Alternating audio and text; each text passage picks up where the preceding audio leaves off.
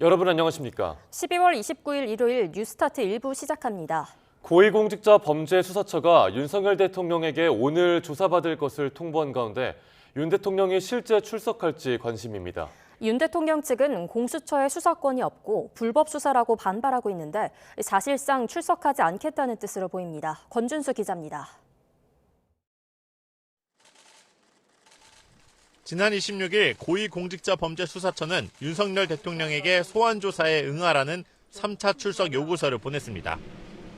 그러나 윤 대통령은 여전히 받지 않고 있습니다. 당장 오늘 오전 10시에 조사가 잡혀있지만 윤 대통령은 변호사 선임계도 내지 않았습니다. 윤 대통령 측은 특히 공수처에 수사권이 없는 게 명백하다며 불법 수사가 이어지고 있다고 비판했습니다. 내란죄를 수사할 권한이 없다며 사실상 불출석하겠다는 뜻을 내비친 겁니다.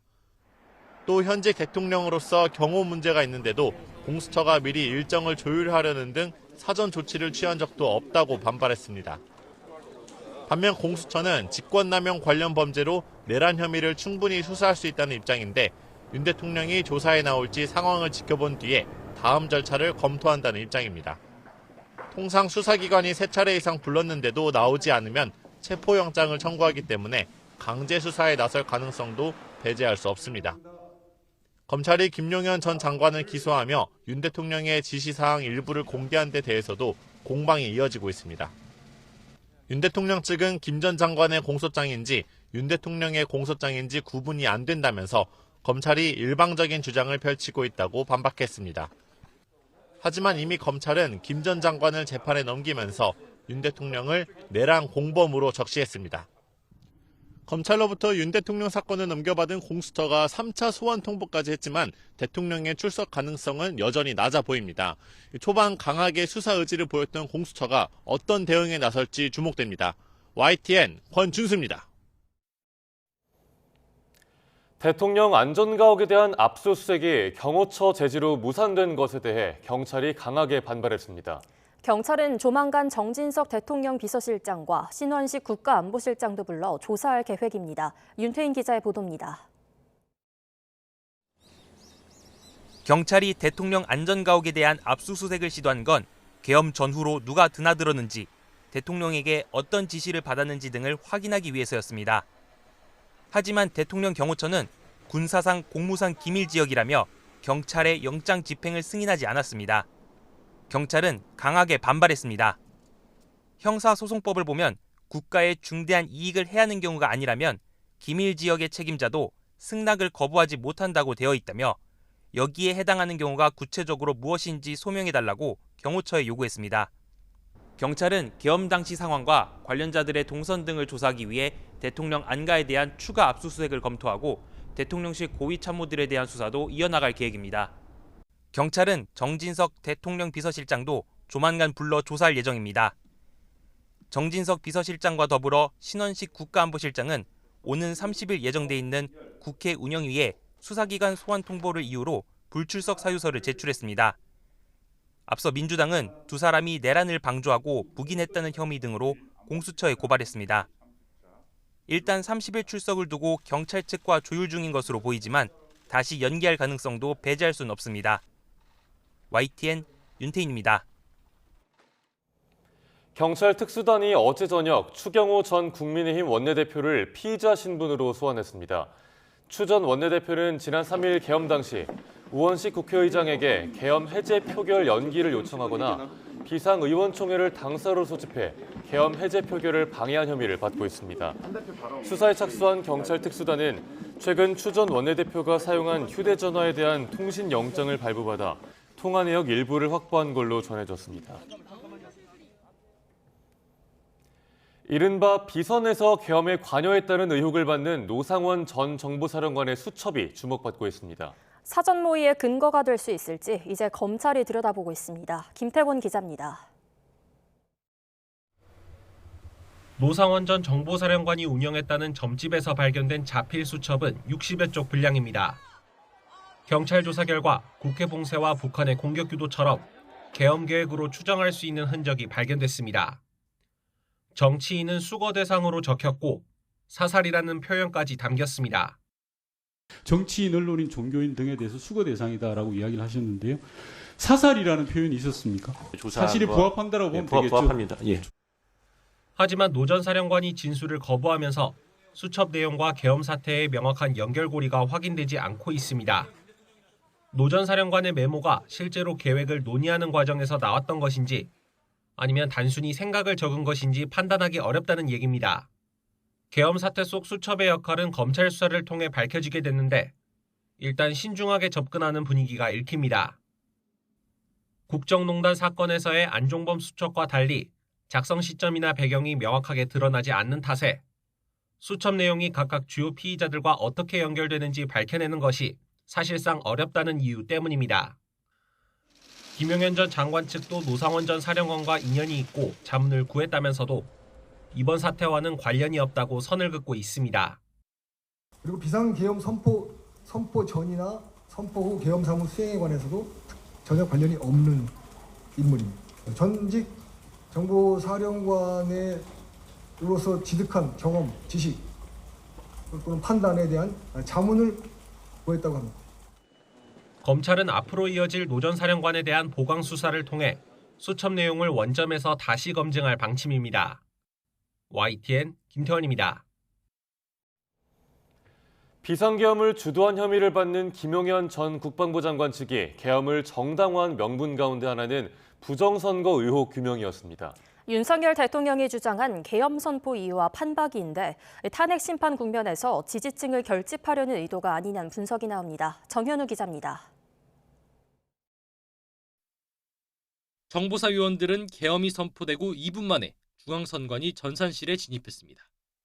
윤석열 대통령은 대국민 담화에서 선관위 전산 시스템이 엉터리라 국민들이 선거 결과를 신뢰할 수 없어 국방장관에게 점검을 지시했다고 밝혔습니다. 그래서 저는 이번에 국방장관에게 선관위 전산 시스템을 점검하도록 지시한 것입니다.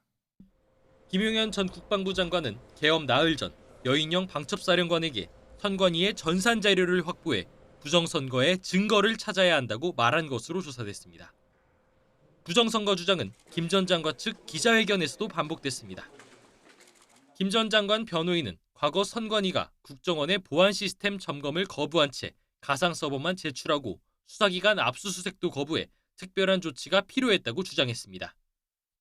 이 문제가 해결되지 않는다면 특별한 조치를 통하여 이를 확인하여야 하는 것은 대통령의 책무라 할 것입니다.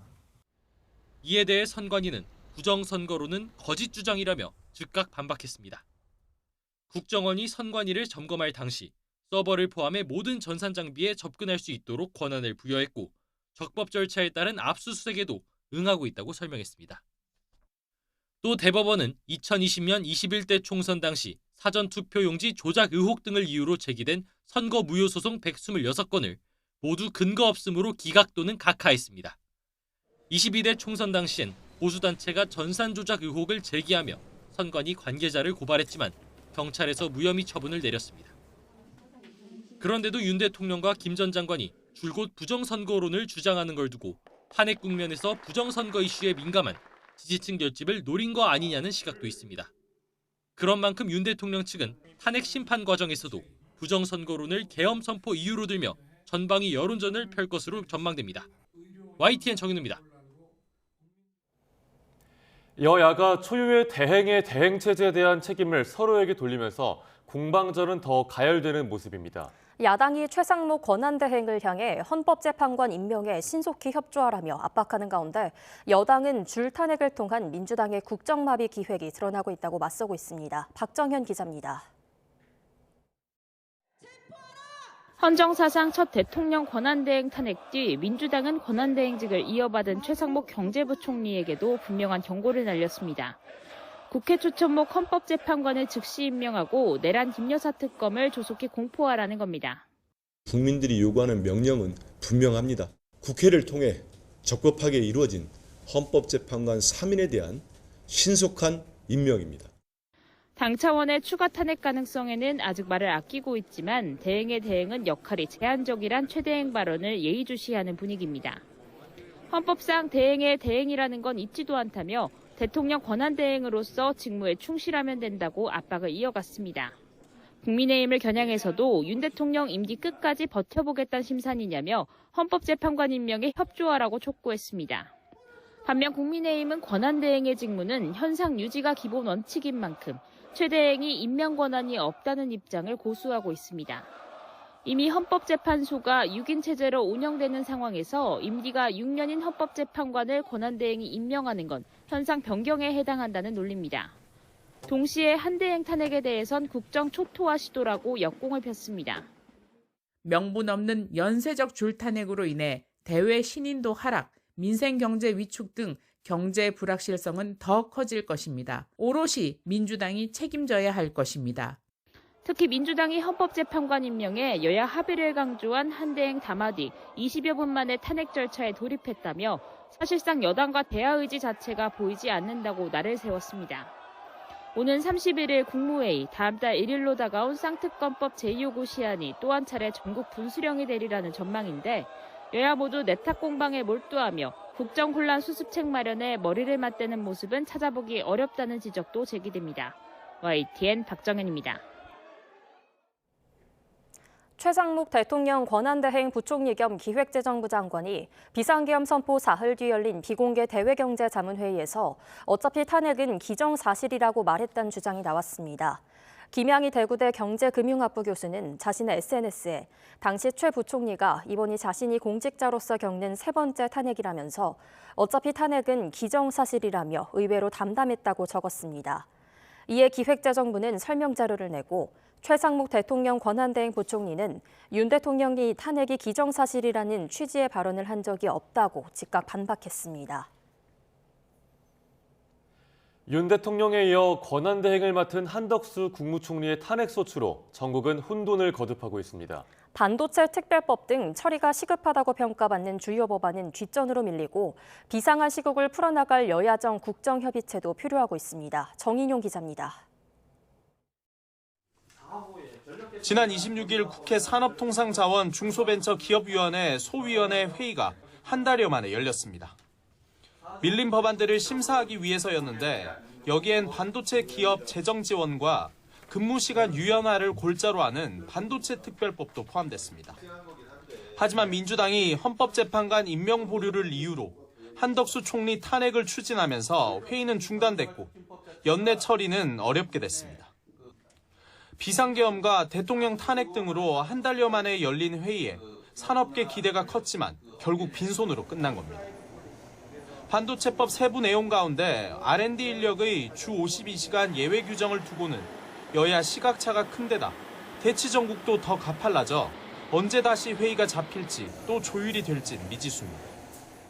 반도체 연구개발 종사자에 대한 주 52시간 근로제 완화 조항을 민주당이 반대하고 있어 법안 처리가 지연되고 있습니다. 해외 경쟁 기업들은 필요하면 심야에도 연구에 몰두하는데 첨단 산업 전력 수요 대응을 위한 전력망 확충 특별법이나 고준위 방사성 폐기물 특별법 역시 결론을 내지 못하고 해를 넘기게 됐습니다. AI 기본법이나 단톡법 폐지안, 예금자 보호법 등 일부 이견 없는 법안들만 처리됐을 뿐입니다. 여기에 국정수습 역할을 맡게 된 여야정 국정협의체는 한덕수 총리 탄핵으로 첫발조차 떼지 못해 향후 협치 정국은 더 불투명해졌습니다. 내란의 지속 내지는 내란 잔당들의 준동이 계속되고 있다면 내란 극복의 이후 차후 과제보다 그 내란의 진압이 먼저다. 헌법재판관 임명이라던가 특검 수용이 빠른 지체 없이 이뤄져야만 권한대행의 대행이라는 불안한 체제 속에 주요 경제 현안은 뒷전으로 밀리는 모양새입니다. 추가 국무위원 탄핵 가능성도 배제할 수 없게 되면서 거듭된 전국 혼란으로 산업계 위기감은 더 커질 거란 우려 섞인 전망이 나옵니다. YTN 정인용입니다. 올해 주택시장을 돌이켜보면 서울을 포함한 수도권 집값이 상승했지만 지방은 약세를 보이며 양극화 현상이 뚜렷했는데요. 내년에도 이런 현상은 지속될 거란 전망이 우세한 가운데 내년 부동산 집값을 좌우하는 변수는 어떤 것들이 있을지 최두희 기자가 짚어봤습니다. 올해 주택시장은 이른바 똘똘한 한 채 선호 현상으로 인해 서울과 지방, 서울 내에서도 고가주택과 저가주택 간 상승폭 차이가 큰 양극화 현상이 두드러졌습니다. 이에 더해 대출 규제와 탄핵 정국 여파로 인해 매수 심리는 한풀 꺾인 상황. 내년 집값을 끌어올리는 상승 변수로는 주택 공급 부족과 금리 인하 등이, 하락 변수로는 대출 규제 영향력과 대출 금리 인상 등이 꼽힙니다. 상승 하락 변수의 힘겨루기 결과에 따라 내년 집값은 요동칠 전망입니다. 연구기관들의 예측을 보면 내년에 서울을 비롯한 수도권 집값은 소폭 상승, 수도권 외 지방은 소폭 하락할 거란 전망이 우세합니다. 이에 따라 올해 주택시장을 휩쓸었던 집값 양극화 현상이 내년에도 이어질 전망입니다. 부동산으로 유입되는 자금이 그렇게 많지는 않을 거로 보이고요. 그래서 외곽 지역까지 온기가 도는 현상보다는 오히려 도심이나 인기 지역의 어떤 쏠림 현상이 좀 더 심해지지 않을까. 또 하나의 변수는 정치적 불확실성입니다. 탄핵 정국에 따른 부동산 시장의 관망세가 내년 초까지 이어질 전망인데, 시장의 그런 경제 참여자들이 관망세를 보일 수밖에 없다고 보여집니다. 그만큼 이런 그 매수를 보류해서 관망 상태에 있다든가, 아니면 공급 차원에서도 적극적으로 사업에 임하기보다는 시장 상황을 판단하면서 좀 보류할 수 있는 이런 여지도 있기 때문에 정치적 불확실성이 해소되는 시점부터 다시 매수세가 살아날 가능성이 있습니다. 다만 현재의 탄핵 심판 결정에 따라 정책 기조가 바뀔 가능성 등은 예측이 어려운 만큼 내 집 마련을 하려는 실수요자들의 경우 성급한 의사결정을 경계해야 할 것으로 보입니다. YTN 최두입니다. 영하를 밑도는 날씨에도 윤석열 대통령의 퇴진을 요구하는 시민들로 서울 도심은 발 디딜 틈이 없었습니다. 광화문 인근에서는 이에 대통령 탄핵에 반대하는 맞불 집회도 열리며 일부 교통이 통제되기도 했습니다. 배민혁 기자입니다. 한낮 체감온도가 영하 5도에 달하는 추위에도 서울 광화문 인근은 시민들로 꽉 찼습니다. 두꺼운 외투에 장갑과 목도리로 중무장하고 윤석열 대통령의 즉각 퇴진을 요구했습니다. 날씨가 춥긴 한데 아들과 함께 한 힘을 보태기 위해서 나왔습니다. 마찬가지로 두 자녀와 함께 집회를 찾은 어머니는 아이들이 살아갈 사회에 대한 간절한 마음을 표현했습니다. 네, 아이들한테 의미 있는 시간 같이 보내고 싶었고요. 그리고 그냥 평화로운 세상, 그리고 마음 놓고 편안하게 살 수 있는 세상 아이들한테 주고 싶어서. 집회를 마친 시민들은 헌법재판소를 지나 명동까지 행진하며 윤 대통령을 파면하라는 요구를 이어갔습니다. 이런 가운데 광화문에서는 보수단체들의 맞불 집회가 열렸습니다. 이들은 비상계엄은 대통령의 고유한 통치행위였다며 탄핵은 무효라고 주장했습니다. 서울 도심을 가득 메운 탄핵 찬반 집회로 광화문 주변 사직로와 효자로 등 일부 도로는 한때 교통이 통제되기도 했습니다. YTN 배민혁입니다. 이번 비상계엄 사태 뒤 광장으로 쏟아져 나온 시민 가운데에는 10대 학생들도 많았습니다. 청소년들이 적극적으로 정치적인 목소리를 내고 있지만 반대로 한 학교에서는 SNS에 올린 시국 선언을 삭제하게 한 일도 있었습니다. 학생들의 정치 참여를 두고 지지와 우려가 교차하고 있습니다. 염혜원 기자입니다. K-팝 가수 응원봉을 들고 탄핵 촉구 집회에 나온 학생들의 결기는 어른들 못지않습니다. 비상계엄이 갑자기 교과서 밖으로 튀어나왔다며 학교에서 배운 내용을 조목조목 들어 정부를 비판합니다. 5개월 전 학교에서 민주주의의 역사를 배웠던 저와 제 친구들은 분노했습니다. 교과서에서 말하는 민주주의가 삼권 분립이 국가 원수의 책임이 전혀 지켜지지 않는 현 정국을 보고 말입니다. 대통령이 고3보다 삼권 분립을 모르면 어떡합니까? 이래서 되겠습니까? 현행법상 만 18세가 넘으면 투표는 물론 출마도 가능하고 16살부터는 정당에 가입할 수 있습니다. 학생들은 자신들이 분명한 정치 참여의 주체라고 강조합니다.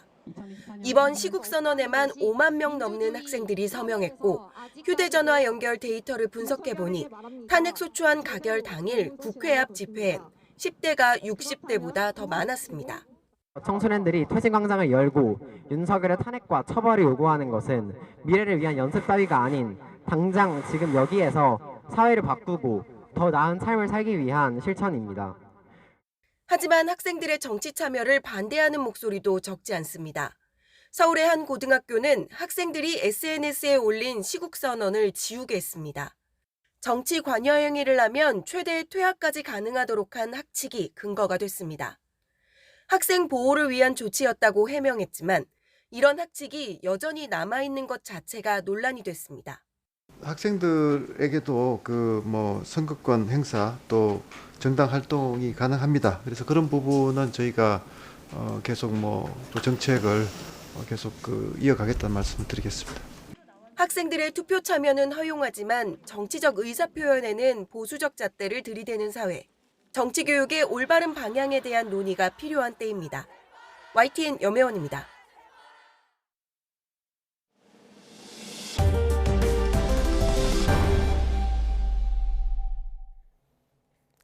탄핵 정국 속에 강원도 양양에선 자치단체장에 대해 주민 소환 절차가 진행 중입니다. 군수가 여성 민원인을 강제 추행하고 금품을 받은 혐의로 경찰 수사를 받으면서 주민들이 직접 해임 찬반을 묻는 투표를 청구한 겁니다. 송세혁 기자가 취재했습니다. 민원 해결을 청탁한 여성에게서 금품을 받고 강제 추행한 혐의로 구속영장이 청구된 김진아 양양 군수. 내년 1월 2일 법원에 구속 전 피의자 신문을 앞두고 있습니다. 김 군수의 각종 비위 의혹에 책임을 묻겠다는 국민들의 분노는 주민 소환으로 이어졌습니다. 청구 기준인 유권자의 15%를 훌쩍 넘은 4,700여 명이 서명에 동참했습니다. 서명부 열람과 검증이 완료되면 김 군수의 소명을 거쳐 내년 2월쯤 주민 소환 투표가 이뤄질 전망입니다.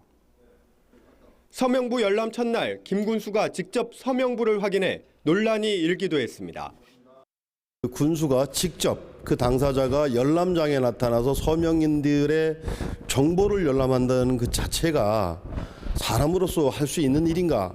또 그리고 이 제도가 바로 돼 있는 제도인가? 주민 소환 투표에서 유권자 3분의 1 이상이 투표하고 투표자의 과반수가 찬성하면 김 군수는 해임됩니다. 주민 소환제는 지방 선출직 공직자의 책임성을 높이고 주민 주권을 강화하기 위해 2007년부터 시행됐습니다. 지금까지 전국에서 주민 소환 투표 대상이 된 선출직 공직자는 11명. 이 가운데 시행 첫 해에 2명이 해임됐고 나머지는 투표율 미달로 무산됐습니다. 또 외국의 주민 소환제를 살펴보건대 청구 요건하고 주민 투표 요건 둘 중에 하나는 좀 완화를 시켜야 된다. 이렇게 보고 있고요.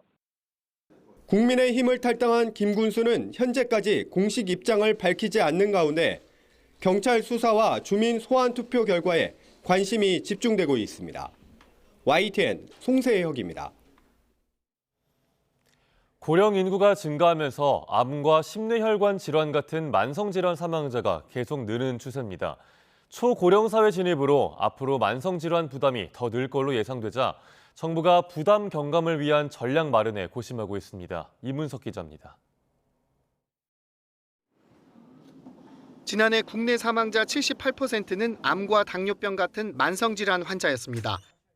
10대 사망 원인을 보면 암과 심장질환이 1, 2위를 차지했고 뇌혈관 질환, 알츠하이머, 당뇨, 고혈압 등 모두 6가지가 만성질환에 해당했습니다. 사망자만 많은 게 아닙니다. 만성질환 진료비도 매년 늘어나 2020년 71조 원에서 지난해 90조 6천억 원으로 전체 진료비의 84.5%를 차지했습니다.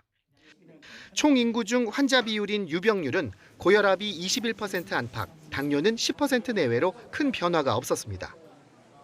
하지만 고콜레스테롤 혈증은 2022년 11%대에서 10년 만에 22%대로 앞자리가 바뀌었고 비만 역시 10년 사이 5%포인트 가까이 상승했습니다. 보건당국은 초고령 사회 진입과 함께 앞으로 만성질환 관련 사망과 질병 부담이 더 늘어날 거로 예상했습니다. 만성질환의 질병 부담 산출 체계를 도입한다든지 아니면 감시 분석 체계를 더 정교하기 위한 그런 과학적 근거 마련을 위한 노력을 더. 그나마 만성질환에 영향을 주는 건강 위험 요인은 살짝 개선된 거로 나타났습니다. 2022년 기준 현재 흡연율은 17.7%로 10년 전보다 8%포인트 넘게 떨어졌고 같은 해 유산소 신체활동 실천율도 53.1%로 2년 연속 올라갔습니다. YTN 이문석입니다. 동영상 플랫폼 OTT나 가전제품에서 활용되던 구독 서비스가 최근 유통업계로 확산하고 있습니다. 대형마트의 고기부터 커피 전문점까지 그 영역도 다양해지고 있는데 주의해야 할 점도 있습니다. 오동건 기자가 취재했습니다. 꼼꼼히 고기를 살피는 소비자들. 일정 횟수 내에서 다양한 종류의 고기를 고를 수 있는 고기 쿠폰 구독 서비스가 관심을 끌고 있습니다. 아들 셋인데 요즘 한참 식욕이 왕성할 때고 또 채소보다는 고기를 많이 좋아할 시기라서 할인을 받을 수 있으니까 저희한테는 매우 유용해요. 구독 서비스란 일정한 금액을 내고 정해진 기간 동안 계속 서비스를 받는 형태입니다. 최근 유통업체들도 할인을 계속해준다거나 쿠폰을 발행하는 형식으로 영역을 넓혀가고 있습니다. 커피 전문점의 경우 구독자에게 할인 쿠폰 등을 매달 지급하는 방식으로 소비자의 매장 방문을 유도합니다. 2시 이후에 할인이 되니까 2시 이후에 고객분들이 많이 늘어났고 문의하시는 분들도 하루에 한 3-4팀은 꼭 있었던 것 같아요. 편의점은 4사 모두 도시락 할인 구독 서비스를 시작해 이미 어느 정도 안착한 상태. 최근 생수까지 가정 배송 구독 서비스를 시작하며 생필품으로 확산하는 추세입니다. 고환율, 고물가 시대 조금이라도 싸게 사려는 심리에 시장이 커지고 있지만 우려의 목소리도 존재합니다.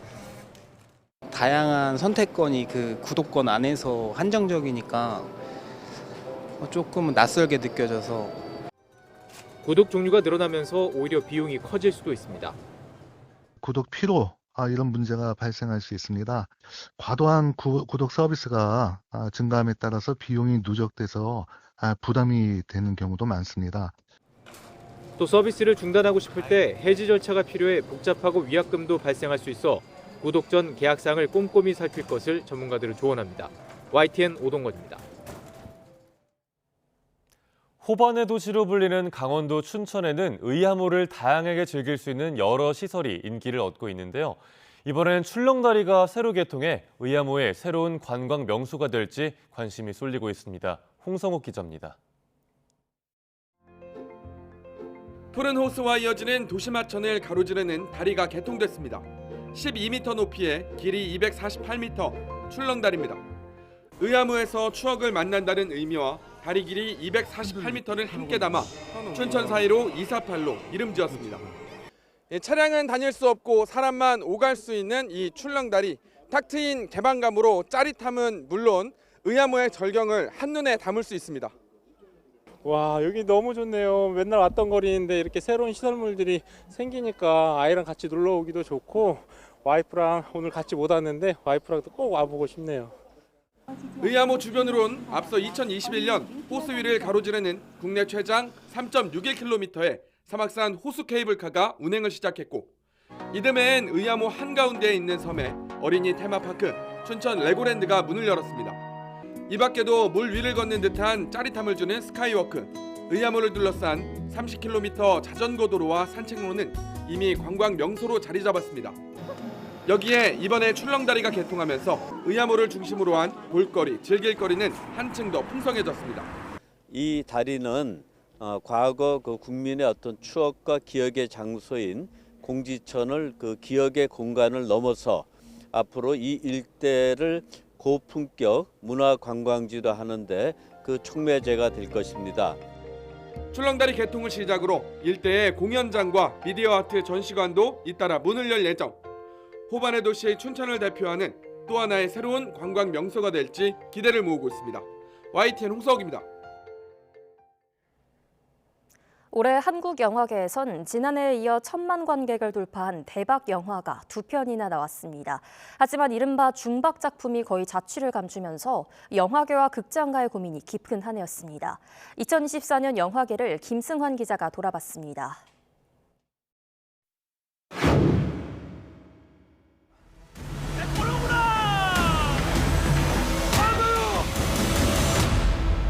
저게 사람관 맞아?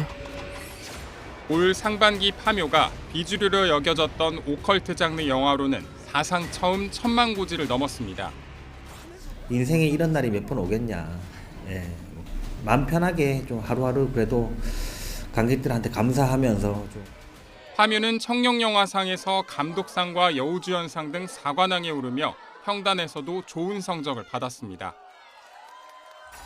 컴퓨터 하는 놈들은 내가 잡고 나는 그 뒤에서 시키는 놈을 잡는 거야. 좋다, 한번 해보자! 하자! 범죄도시 시리즈는 2편부터 4편까지 3연속 1000만 관객을 넘은 트리플 1000만의 위협을 남겼지만 스크린 독과점 논란이 불거지게 됐습니다.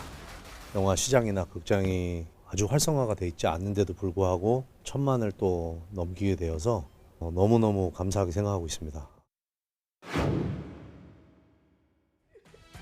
쌍천만의 축배도 잠시 한국 영화계엔 대박 아니면 쪽박이란 자주 섞인 말이 돌았습니다. 베테랑2가 700만 명을 넘었지만 기대보단 관객이 덜 들었습니다. 소방관이 깜짝 흥행에 성공했지만 관객 200만에서 500만 사이 한국 영화는 3편에 불과한데 최근 몇 년간 이 흐름이 이어지는 추세입니다. 소방관 분들의 삶을 본격적으로 다룬 이야기는 없었던 것 같아요. 그래서 이거는 한번 내가 도전해 볼 만하다. 손익분기점을 넘는 영화가 손에 꼽을 만큼 적어지자 새 영화 투자는 급감하고 있는 상황. 극장 가는 콘서트 실황이나 푸바오 이야기처럼 팬덤에 기댄 작품으로 활로 찾기에 나섰습니다. 가수 임영웅의 콘서트 영화는 특수관 상영에 힘입어 관객 100만 명을 넘은 영화와 매출액이 큰 차이가 없을 정도로 쏠쏠한 수익을 남겼습니다. 콘서트에 또 못 오셨던 분들도 콘서트의 그 감동을 같이 느끼셨으면 좋겠다라는 마음으로.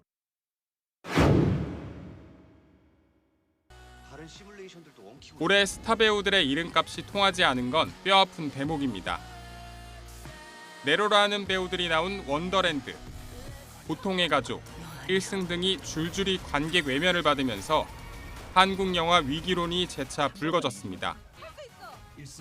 사실은 한국 영화가 어려운 시절이 이번만이 아니에요. 사실은 여러 번 이런 경험이 있기 때문에 어느 순간 자생력을 스스로 갖추지 않을까라는 생각이 듭니다.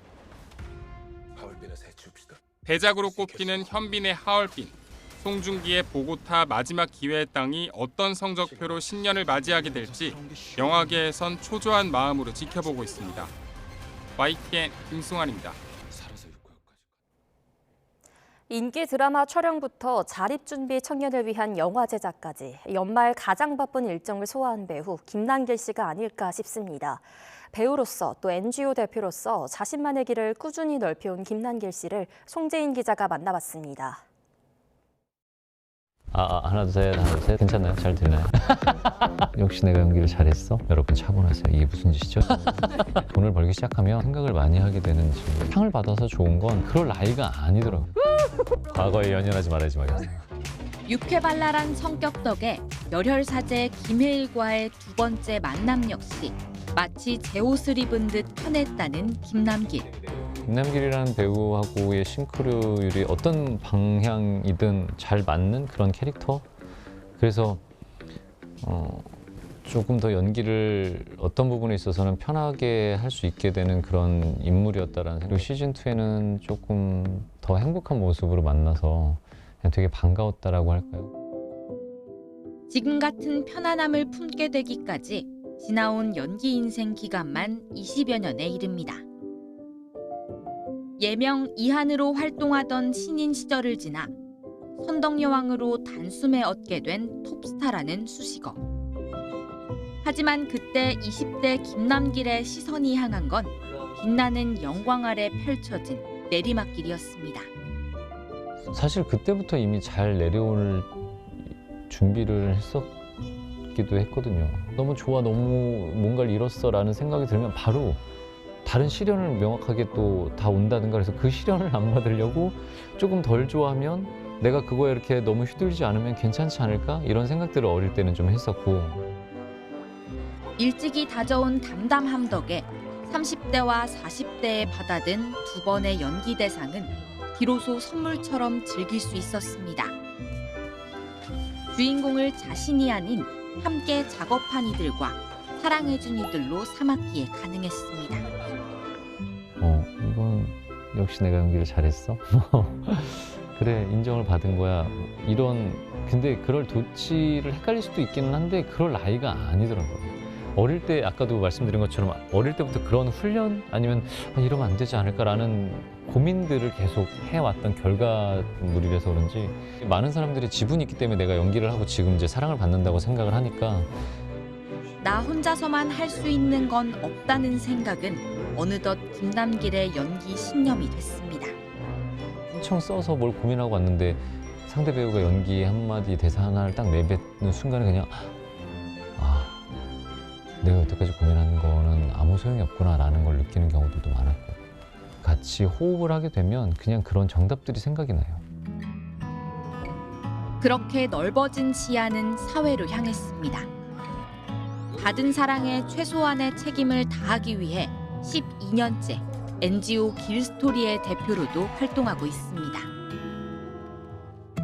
좀 더 그 영향력을 선하게라기보단 그냥 잘 써야겠다라는 생각들이 들었던 것 같아요. 그냥 남들한테 만나서 밥을 사줄 수 있을 정도로 내가 조금 돈을 벌기 시작하면 조금 주변을 좀 둘러보자였어요. 더불어 다 같이 잘 살면 좋으니까. 길에서 만난 사람들의 이야기를 들려주자며 시작한 NGO 길스토리는 오랜 역사를 자랑하는 옛길부터 의료 취약 지역의 어르신, 보호받지 못하는 동물들과 함께하는 법까지 두루 안내하는 길잡이가 됐습니다. 최근에는 자립준비 청년을 다룬 영화 문을 여는 법을 제작하며 당사자들에게 담백한 응원을 보냈습니다. 이게 세상이 그렇게 만만하지가 않아. 니네가 생각하는 세상이 그렇지 않아. 라는 이야기가 아니라 그냥 외롭지 않게 같이 갔으면 좋겠어. 우리가 같이 함께 할 거고 그냥 니네는 우리가 같이 여러분들의 손을 너희들이 잡고 가는 것처럼. 배우 인생, 공헌 활동을 설명하며 유독 가치라는 단어를 자주 꺼낸 김남길. 그가 그리는 생의 마지막 순간 돌아보고 싶은 길의 모습도 다르지 않았습니다. 사람들이 되게 많이 걸어오고 있는 길이었으면 좋겠어요. 미국에서 사막이 있는 그런 네바다주 같은 그런 길에 사람들이 길은 작은데 되게 많은 사람들이 막 수평선까지 길게 해가지고 같이 걸어오는 그런 길이 보이는 거였으면 좋겠어요. YTN 송재인입니다. 모델 문가비 씨가 배우 정우성 씨의 혼외자를 낳은 사실이 공개된 이후 처음으로 자신의 입장을 밝혔습니다. 문 씨는 SNS에 글을 올려 양육비를 목적으로 결혼을 요구했다는 의혹에 대해 임신을 이유로 정 씨에게 결혼을 포함해 그 어떠한 것도 요구한 적이 없다고 해명했습니다. 그러면서 정 씨와 정식으로 교제하지 않았다는 주장에 대해선 지난 2022년 모임에서 만난 이후 서로를 깊이 알아갔고 지난 2024년 12월 31일까지도 만남은 이어졌다고 반박했습니다. 프로배구 여자부 흥국생명이 김연경과 정윤주 쌍포를 앞세워 3연패를 끊고 전반기 1위를 확정했습니다. 최하위 GX칼텍스는 19년 만에 팀 최다인 14연패의 불명예를 안았습니다. 이경재 기자입니다. 개막전부터 14연승 이후 내리 3연패. 외국인 선수 투투크의 부상 이탈과 다니엘레 수석 코치의 징계까지 겹쳐 크게 흔들렸던 흥국생명이 GX칼텍스를 만나 분위기를 바꿨습니다. GX칼텍스로서는 1세트가 기회였습니다. 21대 23에서 후위 공격을 시도하던 흥국생명 김연경의 발이 라인을 넘었다고 주심이 잘못 판단해 한 점을 따라갔고 서채원이 김다한의 공격을 막아내 동점을 만들었습니다. 하지만 흥국생명은 이어진 듀스에서 피치의 공격에 이어 GX칼텍스의 수비 범실로 1세트를 가져갔습니다. 위기를 넘긴 흥국생명은 김연경과 정윤주 쌍포의 공격이 불을 뿜으며 2, 3세트를 손쉽게 승리했습니다. 나란히 성공률 40%를 넘기며 김연경이 17득점, 정윤주가 16득점. 전반기를 1위로 마감한 흥국생명은 올스타 휴식기 이후 다음 달 7일 경기까지 새 외국인 선수가 합류하기 위한 시간을 벌었습니다. 이렇게 오랫동안 승리를 못해서 좀 너무 아쉬웠고 또 선수들 전체가 너무 힘들었던 순간들이었는데 그걸 또 잘 이겨내서 올해 일단 1등으로 마무리한다라는 것 자체가 좀 의미가 큰 것 같습니다. 최하위 GX칼텍스는 주포 실발까지 성공률 28%의 15득점, 범실 9개로 힘을 쓰지 못하고 19년 만에 팀 최다인 14연패 수렁에 빠졌습니다. 남자부 선두 현대캐피탈은 OK저축은행을 3대1로 꺾고 9연승을 달렸습니다. 매 세트 접전이었지만 레오가 34득점으로 고비 때마다 흐름을 끊었고 신펑은 4세트 29대 28에서 서브 에이스로 경기를 끝냈습니다. YTN 이경재입니다.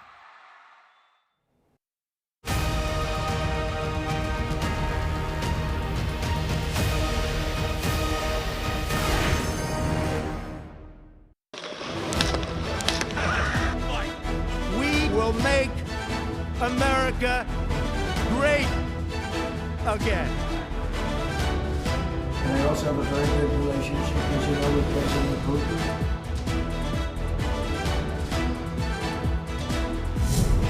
Putin is to continue the war, not end it. Подписанный сегодня договор о всеобъемлющем партнерстве.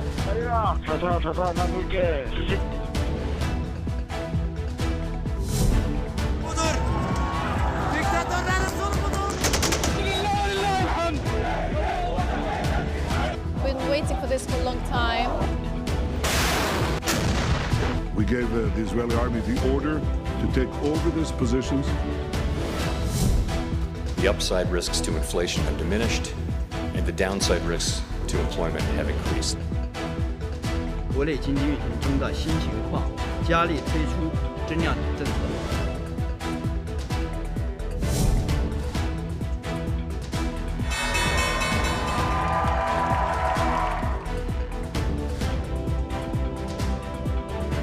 Bitcoin is going to the moon. Oh, you're going to be very happy with me. I think it's 42 degrees. It's very, very, very hot. Nós nunca pensamos que a gente ia passar por isso.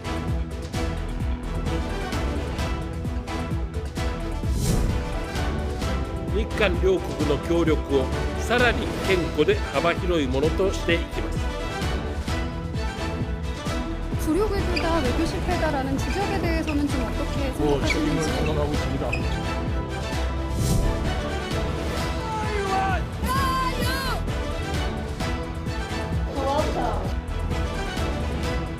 两岸同胞都是中国人，没有什么势力能把我们分开。 ¡Viva Vox! ¡Y viva Trump! De las políticas que solo persiguen. ¡Buenos días, patriotas! J'ai décidé de vous redonner le choix de notre avenir parlementaire par le vote. 2024 Nobel Prize Machine Learning Protein Structure Prediction. It's important that you save your vote for the November election.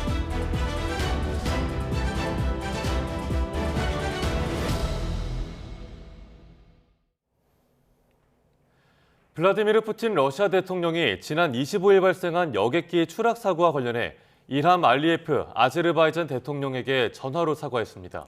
푸틴이 여객기 격추를 직접 언급하진 않았지만 크렘린궁은 러시아 방공망이 우크라이나 전투 드론을 격퇴하고 있었다고 밝혀 사실상 오인 격추를 인정했습니다. 김지영 기자입니다. 블라디미르 푸틴 러시아 대통령은 일함 알리예프 아제르바이잔 대통령과 전화통화를 통해 러시아 영공에서 비극적 사건이 발생한 데 대해 사과했습니다. 또 희생자 가족들에게 깊은 애도를 표하며 부상자들의 빠른 회복을 기원했습니다. 하지만 이번 통화에서 러시아가 여객기를 격추했다고 직접 언급하진 않았다고 외신들은 전했습니다. 다만 크렘린궁은 사고 당시 러시아 방공망이 우크라이나 전투 드론을 격퇴하고 있었다며 오인 격추를 사실상 인정했습니다.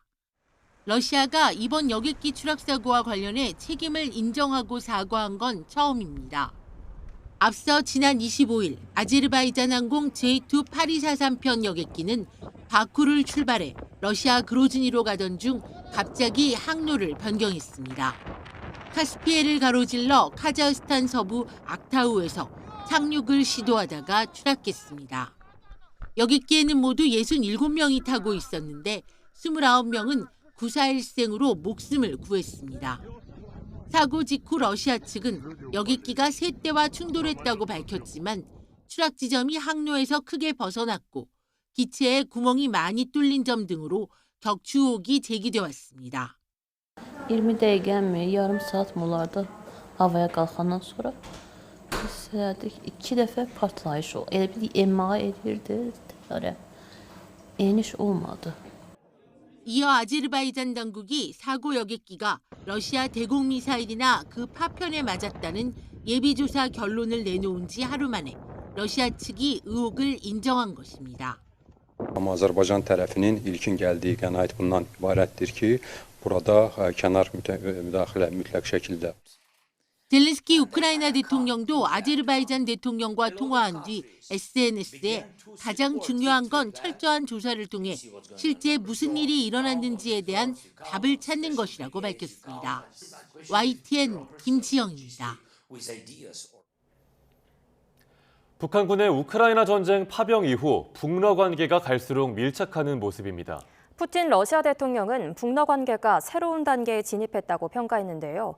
멀지 않은 시점에 북한군이 추가 투입될 거란 전망이 나옵니다. 홍선기 기자입니다.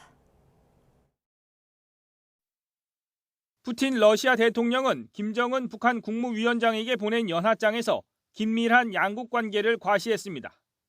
지난 여름 정상회담 이후 두 나라 관계가 새로운 질적 수준에 올랐다며 돈독해진 사이를 한껏 추켜 세운 겁니다. 푸틴 대통령이 이처럼 북한에 대한 애정을 표현하는 이유는 고전 중인 우크라이나와의 전쟁에 북한이 파병한 데 감사하는 이유가 가장 큽니다. 특히 최근 북한군 사상자가 속출하는 상황에서 흔들릴 수 있는 북한 지도부의 마음을 붙잡기 위한 의도도 담겨 있습니다. 최소 100여 명의 사망자가 발생하였고 부상자는 1000여 명에 가까이 달할 것으로 보인다고 국정원은 보고를 했습니다. 나아가 북한군의 추가 파병을 위한 포석이라는 해석도 나옵니다. 푸틴 대통령 입장에서 볼 때는 북한으로부터 추가 파병뿐만 아니고 그 추가 무기 지원 이까지도 바라는 그런 메시지가 함께 담겨 있는 것이 아닌가 생각됩니다. 우리 군은 이미 북한군의 추가 파병 움직임을 포착한 상태입니다. 합동참모본부는 북한군이 추가 파병은 물론 자폭형 무인기 등 무기를 추가 지원하려는 움직임도 일부 포착했다고 밝혔습니다. 북한은 이미 우크라이나 전쟁에서 러시아와 끝까지 함께하겠다는 의지를 강조한 상태입니다. 반드시 승리를 이룩하리라는 데 대해서 믿어 의심치 않으며 승리일 그날까지 언제나 러시아 동지들과 함께 있을 것이라는 것을 확언하는 바입니다. 러시아로서는 조기 종전 의지가 강한 트럼프 차기 미 행정부 출범 전에 화력을 더 쏟아부을 필요가 큰 상황입니다. 이 같은 정황으로 봐서 북한군의 추가 파병이 새해 초에 빠르게 이루어질 가능성이 높다는 분석이 나오고 있습니다. YTN 홍성기입니다.